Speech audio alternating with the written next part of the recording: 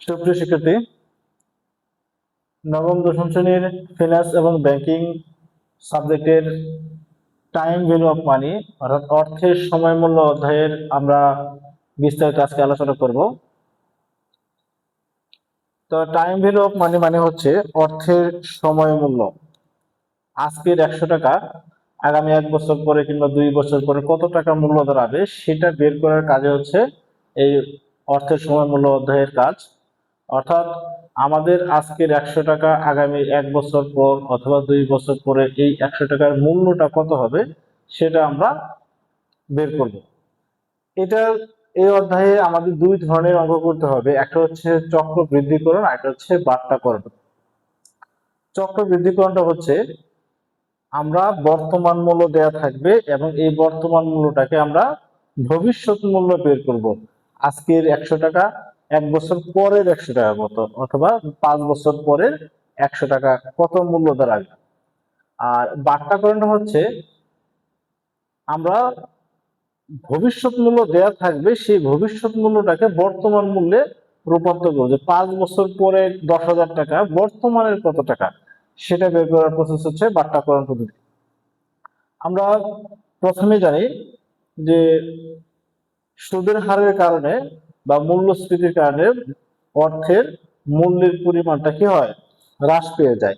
আর এই হ্রাস করার প্রক্রিয়াটাই আমরা চক্রবৃদ্ধিকরণ অথবা বাট্টাকরণের মাধ্যমে আমরা বের করার চেষ্টা করব। প্রথমে আমরা কিছু চক্রবৃদ্ধিকরণের বিষয়টা জানি। চক্রবৃদ্ধিকরণ হচ্ছে ভবিষ্যৎ মূল্য বের করা, অর্থাৎ বর্তমান মূল্য দেওয়া থাকবে, ভবিষ্যৎ মূল্য বের করতে হবে। আমরা একটা উদাহরণ লিখি। উদাহরণ হচ্ছে সুদের হার 5% হলে আজকের 500 টাকা 1 বছর পরে কত টাকা হবে। সুদের হার যদি 5% হয় তাহলে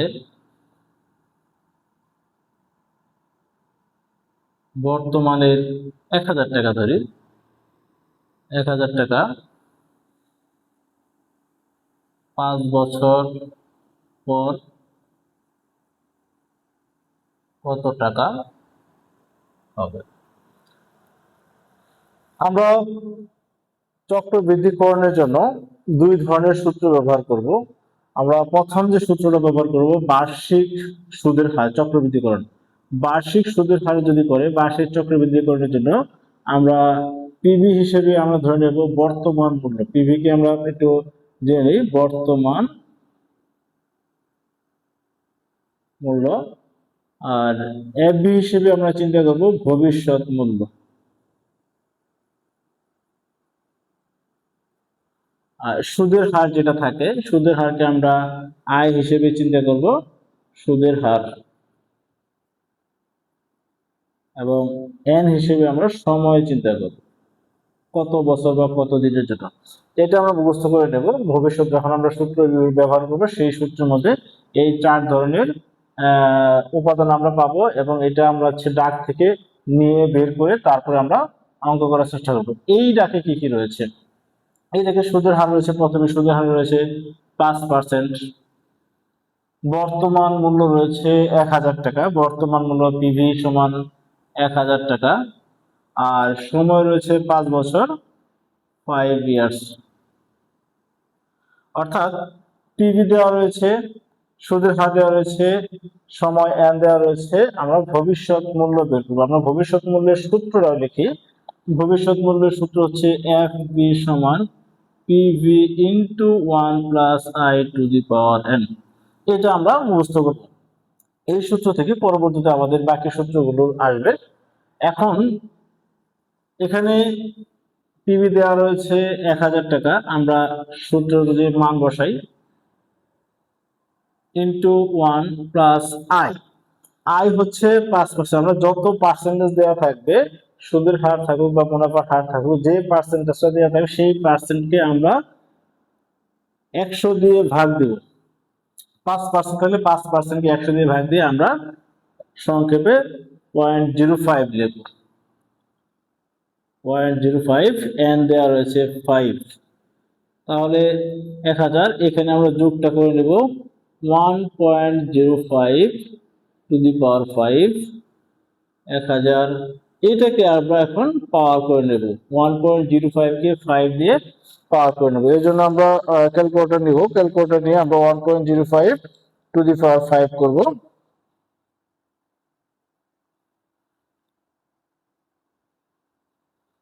দেখি আমাদের 1.05 টু দি পাওয়ার 5 এ কত হয়।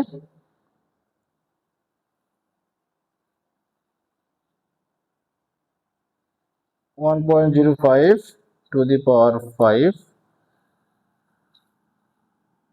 1.27628। আমরা আমাদের অনুমান নির্ভর একটা সংখ্যা নেব, যে 1 পয়েন্টের পরে যতগুলো সংখ্যা থাকবে তার থেকে হয় অনেকেই 3 সংখ্যা নেয়, 4 সংখ্যা নেয়, যেটাই নাও নিতে পারো, সমস্যা নেই। এখন আমরা এই সংখ্যাকে আমরা 1000কে 1.25276.28 কে আমরা গুণ দেবো, তাহলে 1276.28 টাকা আসে। অ্যাপ্রক্সিমেট আমরা নিতে পারি,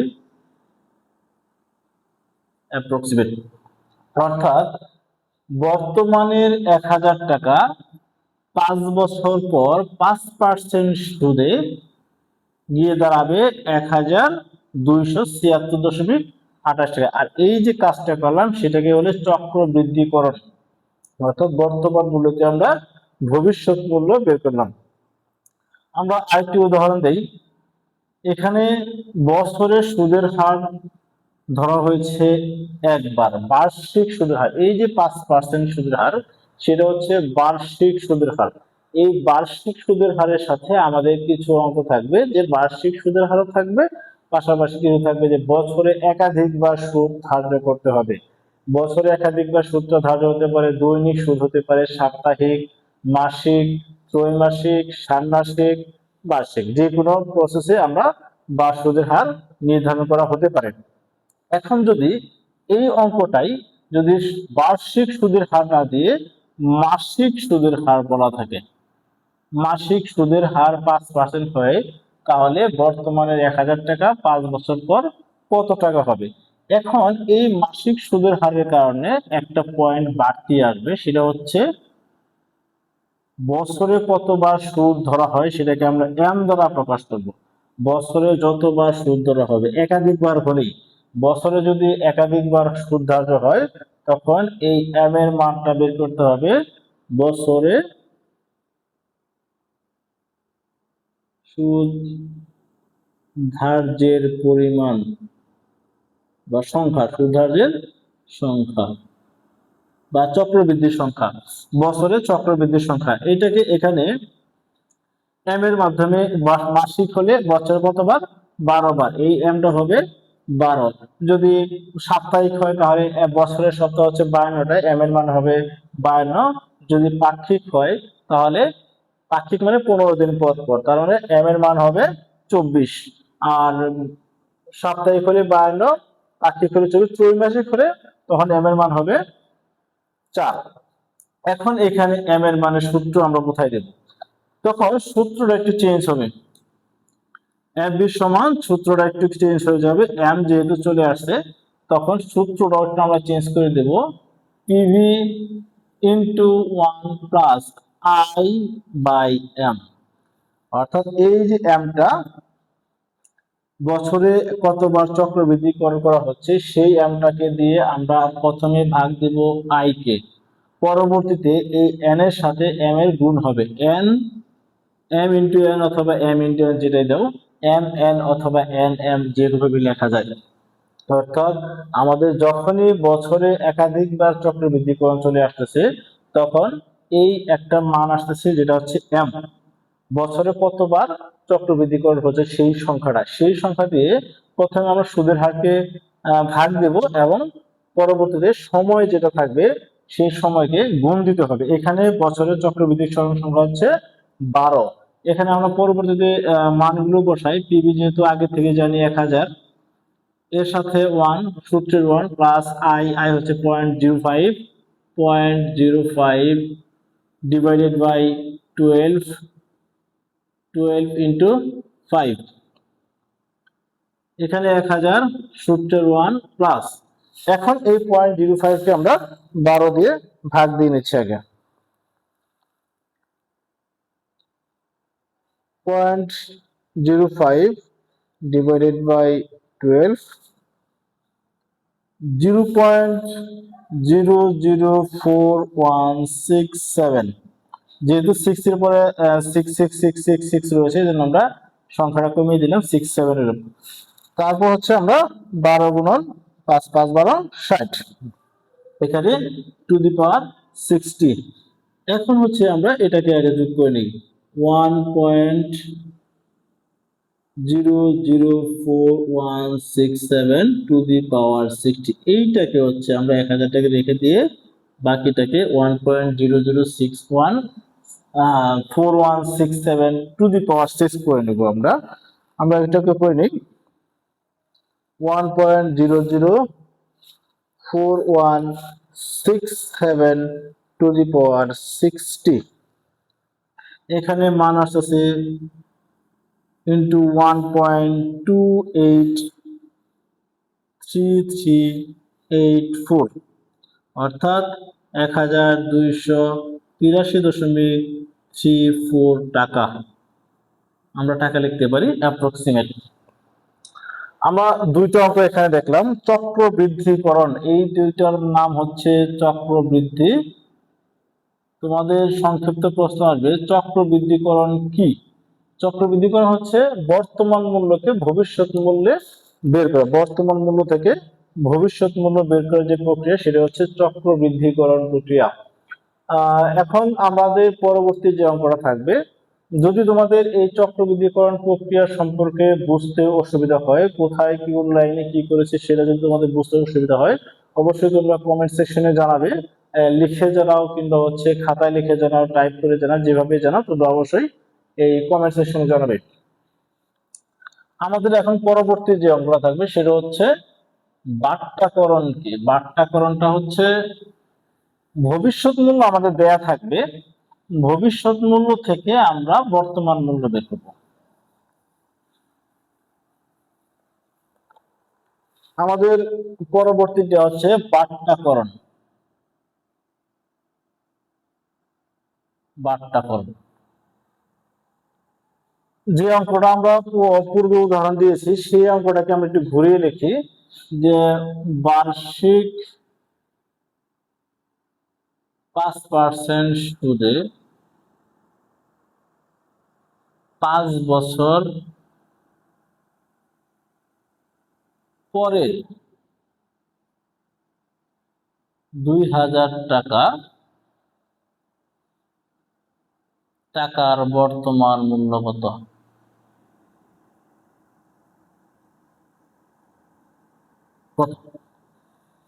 একইভাবে এখানে কি কি দেওয়া আছে আমরা জানি, এখানে দেওয়া আছে 5 বছর পরে 2000 টাকা, অর্থাৎ 5 বছর পরে 2000 টাকা মানে কি ভবিষ্যৎ মূল্য। তাহলে এফবি সমান 2000, আর এফবি মানে ফিউচার ভ্যালু, ফিউচার ভ্যালু হচ্ছে 2000 টাকা। এন সমান 5 ইয়ার্স, আই সমান দেওয়া রয়েছে 5%, অর্থাৎ 0.05। পিবি সমান কত?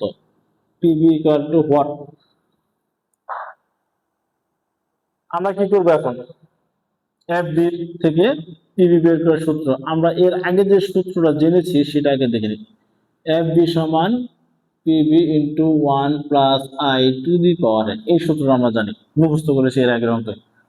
যেহেতু আমাদের এইটা দেওয়া আগে থাকে, যখন চক্রবৃদ্ধিকরণ করি এই মানগুলো দেওয়া থাকে, এখন বাট্টাকরণের জন্য এই মানটা বের করতে হবে। আমরা এই মানটাকে বাম পাশে নিয়ে আসবো, বাকিগুলোকে হচ্ছে পরবর্তী ডান পাশে নেব। সম্পূর্ণটাকে আমরা যদি আগে প্রথমে বাম পাশে নিয়ে আসি, 1 plus I two the power n equal to F, আমরা পাশ পরিবর্তন করে এটা পাই।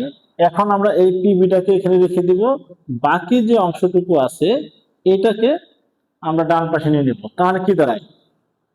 পিবি সমান, যেহেতু এখানে দুইটা পদ বলতে পারি আমরা, গুণ হিসেবে আছে, গুণ থাকলে আমরা এটি কি করবো, ওই পাশে যা থাকবে সবাইকে কি দেবে, ভাগ দিবে। তাহলে 1 + i⁴n, তার মানে পিভি সূত্র দাঁড়াচ্ছে PV into F B, PV equal to F B into into জায়গায় এখানে কি হয়ে যাবে, ডিভাইডেড হয়ে যাবে। PV equal to F B divided by 1 + i⁴n, main সূত্র এখন এটা আসতেছে। তাহলে আমাদের বাট্টাকরণের সূত্রটা হচ্ছে PV equal to F B 1 + i⁴n, মান বসিয়ে দিই। এফ বির মান দেওয়া আছে 2000, 1 প্লাস আই মান দেওয়া রয়েছে 0.05 টু দি পাওয়ার n হচ্ছে 5, তাহলে 2000 প্লাস প্লাস এখন দরকার নেই, পয়েন্টটা প্লাস করে দিই, 0.05 টু দি পাওয়ার 5। আমরা এর আগেও যদিও করেছি, আমরা এর আগে এখন আবার পুনরায় বের করে নেই।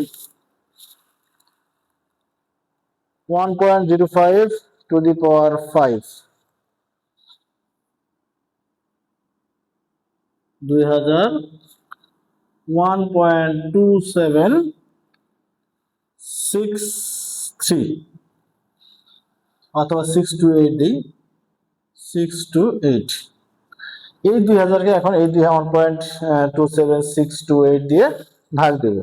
ভাগ হচ্ছে 2000 ভাগ 1.27628, অর্থাৎ এখন আসতেছে 1567.05 টাকা।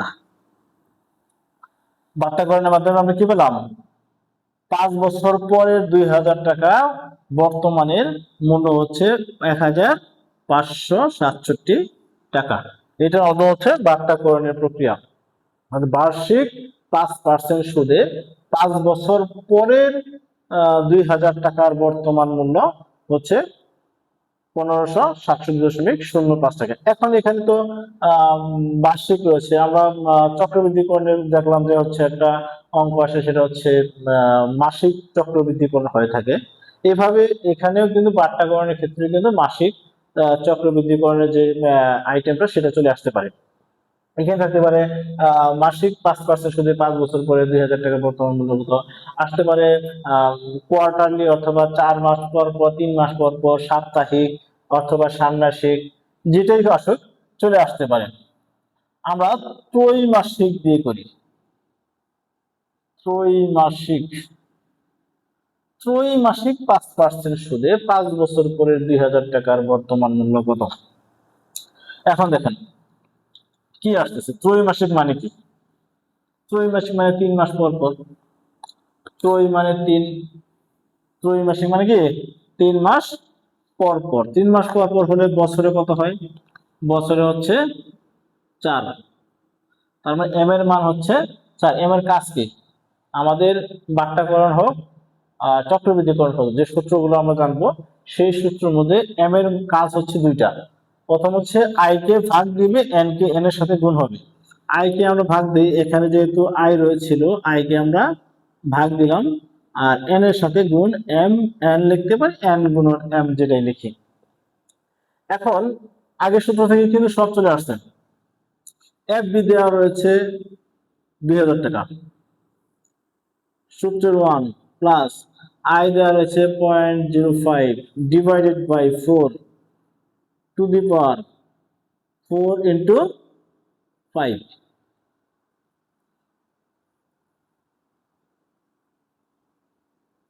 2000 প্লাস, এখন 0.05 কে আমরা 4 দিয়ে ভাগ দেব, 0.05 divided by 4, 0.0125 to the power 20। এখন 1.0125, 1.0125 to the power 20, এটা কি হয় 1.282037। এই 2000-কে 1.282037 দিয়ে এখন আমাদের ভাগ দিতে হবে, তাহলে ত্রৈমাসিক 5% সুদে 5 বছর পরে 2000 টাকা বর্তমান মূল্য খুঁজে পাবো। 2000 ভাগ 1.282037 সমান হচ্ছে, এখানে লিখি 1560.02 টাকা, অ্যাপ্রক্সিমেট 017 হয়, এজন্য 02 হয়ে যাচ্ছে। আমরা এই অল্প সময়ের মধ্যে টাইম ভ্যালু অফ মানির যে মূল অঙ্ক, অর্থাৎ বাট্টাকরণের দুইটা, চক্রবৃদ্ধিকরণের দুইটা, বোর্ডের অঙ্কে কিছু তোমাদের ঘুরিয়ে ফিরিয়ে আসবে যে সৃজনশীল অঙ্ক, বেসিক হচ্ছে এই দুইটা। বেসিক তোমাদেরকে ভালো মতো শিখতে হবে। এই দুইটা অঙ্ক তুমি যদি পারো, যে সূত্র দুইটা দিয়ে আমরা করেছি, সেটা হচ্ছে তোমাদের এই অঙ্কে, এই অধ্যায়ের বেসিক ক্লিয়ার হবে এবং খুব ভালো মতো ক্লিয়ার করতে হবে। এই অঙ্ক, দুইটা অঙ্ক তোমরা প্রয়োজনে 3-4 বার দেখে এটা প্র্যাকটিস করো, বারবার প্র্যাকটিস করো।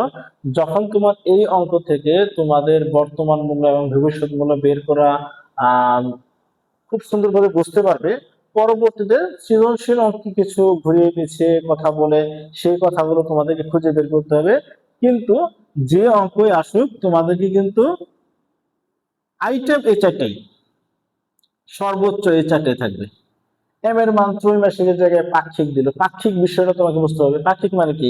পাক্ষিক মানে 15 দিন পর পর। আর 15 দিন পর পর সুদ হলে তাহলে বছরে কয়বার হয়? তাহলে 12 দুগুণে 24 বার হয়। এইটাই তোমাকে কিছু কিছু জিনিস ক্লিয়ার রাখতে হবে যে কোন বিষয়টাতে আমাদের সৃজনশীল অঙ্কটাতে কি বলছে, অর্থটা যদি তুমি ভালোভাবে বুঝতে পারো এবং সেই অঙ্কের দাগ থেকে যদি তুমি কি চেয়েছে, বর্তমান মূল্য না ভবিষ্যৎ মূল্য চেয়েছে, সেটা বুঝতে পারো এবং এই পয়েন্টগুলো যদি বের করতে পারো, তাহলে প্রত্যেকটা অঙ্কে কিন্তু সেম, তোমার অঙ্কে কোনো সমস্যা নেই। পরবর্তীতে আমরা এই অধ্যায়ের একটা আইটেম হচ্ছে প্রকৃত সুদের হার। প্রকৃত সুদের হার নির্ণয়ের একটা প্রসেস রয়েছে, সেটা কি? প্রকৃত সুদের হারটা তখনই আসবে যখন চক্রবৃদ্ধিকরণের হারটা যখন বার্ষিক না থাকে, বার্ষিক ছাড়াও যে কোনো হারটা হয়, মাসিক, পাক্ষিক, ত্রৈমাসিক, অর্থাৎ বছরে একাধিকবার সুদ যখন হবে, তখনই চলে আসতেছে প্রকৃত সুদের হার। নামিক সুদের হার এবং প্রকৃত সুদের হার। নামিক সুদের হারটা কি? যে সুদের হারটা তুমি যখন সুদ দেওয়া নেওয়া হয় ব্যাংকের সাথে, যখন চুক্তি হয়, তখন সেই যে সুদের হারটা লেখা থাকে সেটা হচ্ছে নামিক সুদ, লিখিত যে সুদ। এখন আরেকটা হচ্ছে যে প্রকৃত সুদ কি? যখনই চক্রবৃদ্ধিকরণের হারটা বছরে একাধিকবার চলে গেল, তখন লিখিত সুদ বা নামিক সুদ এবং চক্রবৃদ্ধি সুদের পরিমাণ সমান থাকে না, প্রকৃত সুদ তখন কিছুটা বেড়ে যায়।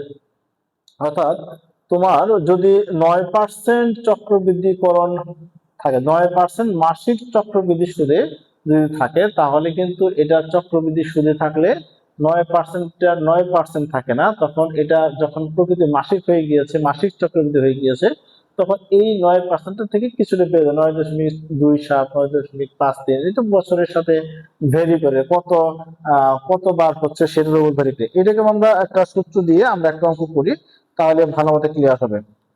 আমরা একটা অঙ্ক সমাধান লিখি, ডাক লিখি। তোমাদেরকে এই অঙ্কগুলো দিয়ে দেওয়া হবে, অবশ্যই চেষ্টা করবে এই অঙ্কগুলো বাসায় প্র্যাকটিস করার জন্য। মাসিক 1% হারে চক্রবৃদ্ধির সুদ হলে, মাসিক 1% হারে চক্রবৃদ্ধির প্রকৃত সুদ কত? এখানে দেখো, মাসিক 1% চক্রবৃদ্ধির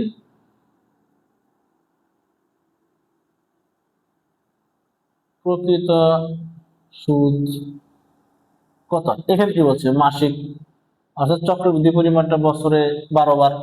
এখন পার্সেন্ট দিছে 1%, 1 মাস 12 মাসে দিলে 12% হয়ে যাওয়ার কথা, স্বাভাবিকভাবে 12% হওয়ার কথা, কিন্তু এটা 12% থেকে একটু বেশি হবে, যেহেতু 12 বার হচ্ছে চক্রবৃদ্ধি করা হচ্ছে। সেই জন্য আমরা প্রকৃত সুদের হারকে ই এ আর দিয়ে প্রকাশ করব। ই এ আর হচ্ছে effective annual rate, EFFEC TIV. এটা কিন্তু সংক্ষিপ্ত প্রশ্ন, নোটভিত্তিক প্রশ্ন, খুবই গুরুত্বপূর্ণ প্রশ্ন। EFFEC TIV, effective annual rate, ANNUALRAT, effective annual rate, effective annual rate. Effective annual রেটের একটা সূত্র রয়েছে, আমরা কি করব? ইফেক্টিভ অ্যানুয়াল রেটের সূত্র হচ্ছে 1 প্লাস আই বাই এম, বুঝছো কিন্তু, I by M to the power M minus 1। Clear? 1 plus I by M to the power M minus 1, এটা কার সূত্র? ই এ আর এর সূত্র। এখানে দেখো কি কি আছে, এটা কি 1% কি? 1% হচ্ছে সুদের হার। এখানে কিন্তু মাসিক সুদের হারটা নিয়ে আসতে হবে। মাসিক সুদের হার কিন্তু 1% না, মাসিক সুদ হচ্ছে 12%। মাসিক সুদের হার কত? 1%।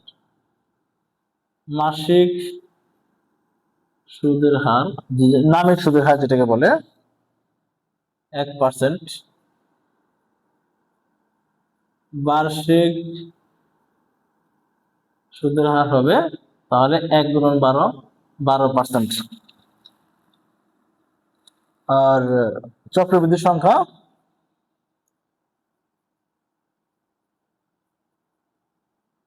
চক্রবৃদ্ধির সংখ্যা হবে 12। এখন এটা সূত্র কি হবে? সূত্র তো আমরা জানি, সূত্রতে আমরা মান বসাই। 1 প্লাস আই এর মান হচ্ছে 0.12, 12 মানে 0.12। আমরা এটা দ্রুত কিভাবে লিখলাম সেটা তোমাদেরকে পরবর্তী অঙ্কটা করার পরে আমরা সুদের হার কিভাবে দ্রুত লিখতে পারি সেটা বুঝিয়ে দেবো। এম হচ্ছে 12 two the power 12 minus 1।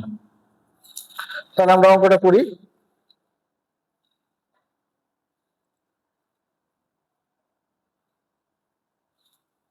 1 plus এই 0.12 কে 12 দিয়ে ভাগ,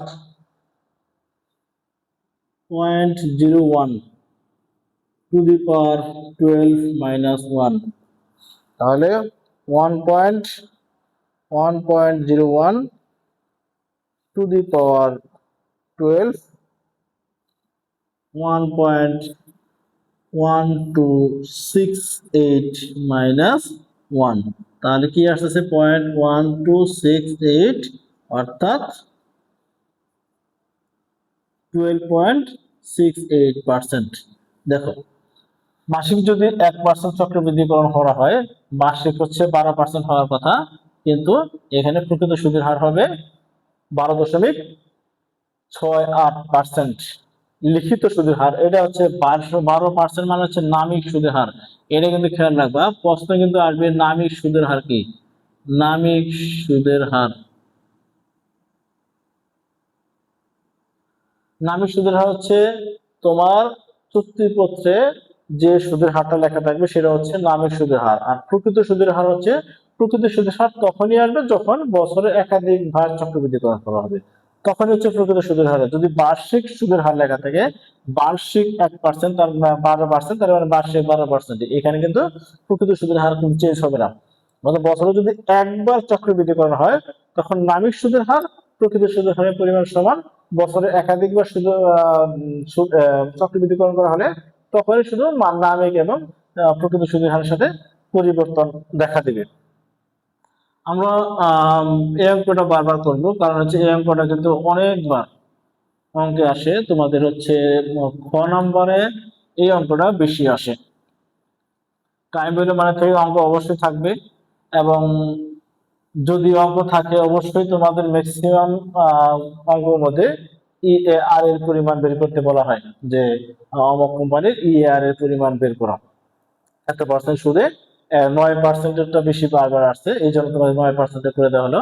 1% সাপ্তাহিক 1% সুদে বলা থাকে, দৈনিক সুদে বলা থাকে, তাহলে এটার প্রকৃত সুদের হার কত এটা বের করতে হবে। আমরা বলেছিলাম যে সুদের হার কিভাবে দ্রুত লেখা যায়। সুদের হার আমরা যে লিখি 0.15, 0.05 লিখলাম, তারপরে 0.12 লিখলাম, সেটা আমরা মুখস্থ করব। যদিও আমরা জানি যে যত পার্সেন্ট থাকবে 5% মানে হচ্ছে 5কে 100 দিয়ে ভাগ দিলে 0.05 হয়। 12% মানে 12কে 100 দিয়ে ভাগ দিলে 0.125। এটা জানলাম যে ভাগ দিলে হয়, কিন্তু ভাগ দিব না, আমরা ভাগ দেওয়া ছাড়াই বের করবো। এটা হচ্ছে একটা শর্টকাট নিয়ম বলতে পারো, যে হচ্ছে 10 এর নিচে কোনো পার্সেন্টেজ থাকলে, 10-এর নিচে পার্সেন্টেজ থাকলে আমরা সরাসরি 0.0 দেওয়ার পরে এখানে এই পার্সেন্টেজের মানটা বসাই দেবো। 10-এর নিচে পার্সেন্ট ধরো 7%, তাহলে কি থাকবে 0.07। 10-এর নিচে 7.5, এটা কিন্তু অনেক সময় থাকে 7.5, পয়েন্ট কি দেবো 0.075। যেহেতু একটা পয়েন্ট চলে আসছে, পরবর্তী পয়েন্ট দেওয়ার সুযোগ নেই, এজন্য 7.5 করেন, তাহলে 0.075। যদি 10-এর উপরে হয়, 10 থেকে উপরে, 10 থেকে অধিক বলতে পারো, অধিক বা 10 থেকে উপরে হলে পার্সেন্টেজ আমরা লিখবো সরাসরি পয়েন্ট দেওয়ার পরে পার্সেন্টেজ। যেমন 12%, তাহলে কি লিখবো 0.10। 15%, 0.15। 12.5%, 0.125। ক্লিয়ার? সুদের হার যখন আমরা লিখবো আয়ের মান আমরা সহজেই লেখার জন্য এই প্রসেসটা বারবার দেখবো। এই প্রসেসটা আমরা বুঝতে থাকলে আমরা সহজেই সুদের হারটা লিখতে পারবো। যেহেতু আমাদের সময় আছে যে যত পার্সেন্ট দেওয়া থাকবে সেই পার্সেন্টকে 100 দিয়ে ভাগ দিলে এটাই হবে। তো আবার ভাগ দেওয়ার কি প্রয়োজন, আমরা যদি এটা মুছে রাখি যে 10-এর নিচে যদি হয় তাহলে 0.0, তারপরে যত পার্সেন্ট থাকবে সেটা। আর 10 থেকে যদি উপরে হয় তাহলে পয়েন্ট দেওয়ার পরে যে সুদের হারটা দেওয়া থাকবে সেই সুদের হার দেওয়া থাকবে, লিখে বলবো। তো আমরা এখন টাইম ভ্যালু অফ মানির যে বেসিক মূল যে কাজগুলো, সেই কাজগুলো আমরা এই ক্লাসে সবগুলো বুঝিয়ে দিয়েছি। 5টা সূত্র থাকবে তোমাদের। মূল হচ্ছে তোমাদের 3টা প্রসেসে কাজ করতে হবে, অঙ্ক করতে হবে। প্রথম হচ্ছে চক্রবৃদ্ধিকরণ, এরপরে হচ্ছে বাট্টাকরণ। চক্রবৃদ্ধিকরণ কি? চক্রবৃদ্ধিকরণ হচ্ছে বর্তমান মূল্য থেকে ভবিষ্যৎ মূল্য বের করা। সহজে বুঝে দাও, চক্রবৃদ্ধিকরণ প্রশ্ন থাকবে কিন্তু। চক্রবৃদ্ধিকরণ হচ্ছে বর্তমান মূল্য থেকে ভবিষ্যৎ মূল্য বের করা, আর বাট্টাকরণ হচ্ছে ভবিষ্যৎ মূল্য থেকে বর্তমান মূল্য বের করা। এটা হচ্ছে দুইটা নিয়ম। বার্ষিক সুদের হার থাকবে একটা, এবং বার্ষিক ছাড়া হচ্ছে চক্রবৃদ্ধিকরণ ছাড়া যে মাসিক, ষান্মাসিক, ত্রৈমাসিক যে সুদের হার থাকবে সেটা। বছরে একবার চক্রবৃদ্ধিকরণ একটা নিয়ম, বছরে একাধিকবার চক্রবৃদ্ধিকরণ একটা নিয়ম। বছরে একবার বাট্টাকরণের একটা সূত্র, এবং বছরে একাধিকবার বাট্টাকরণের জন্য একটা সূত্র। 4টা সূত্র থাকবে, দুইটা। এছাড়া এবং এটার বাইরে থাকবে হচ্ছে প্রকৃত সুদের হার নির্ণয়, অর্থাৎ মোট 5টা সূত্র। খুব ভালোভাবে এই যে অঙ্কগুলো করে দেওয়া হয়েছে সেটা যদি বারবার প্র্যাকটিস করো, আশা করি ইনশাল্লাহ তোমরা এই অর্থের সময় মূল্য অধ্যায় থেকে খুব সহজেই 10 নাম্বার ক্লিয়ার করতে পারবে। অনেক সময় কিন্তু এখান থেকে 2টা করে অঙ্ক থাকে, 2টা অঙ্ক করা মানে হচ্ছে তোমার 20 নাম্বার। এবং এখান থেকে সংক্ষিপ্ত প্রশ্ন তো অবশ্যই থাকবে। সংক্ষিপ্ত প্রশ্নের মধ্যে কিছু গুরুত্বপূর্ণ প্রশ্নের লিস্ট তোমাদেরকে আমি ভিডিওর কমেন্ট সেকশন দিয়ে দেবো। তোমরা অবশ্যই এই সংক্ষিপ্ত প্রশ্নগুলো খুব সুন্দর মতো শিখবে। আর এখান থেকে খুব গুরুত্বপূর্ণ সংক্ষিপ্ত প্রশ্ন থাকবে যেগুলো তোমাদের পরীক্ষাতে আশা করি চলে আসবে। আজকের মতো এই পর্যন্ত। পরবর্তীতে তোমাদেরকে বোর্ড যে অঙ্কগুলো আসছে সেগুলো থেকে আমরা ধারাবাহিকভাবে কিছু বোর্ডের অঙ্ক নিয়ে আমরা এগুলো তোমাদেরকে সমাধান করে দেওয়ার চেষ্টা করবো। আজকের মতো আশা করি সবাই সুন্দর মতো ক্লাস করতে পারবে। আসসালামু আলাইকুম।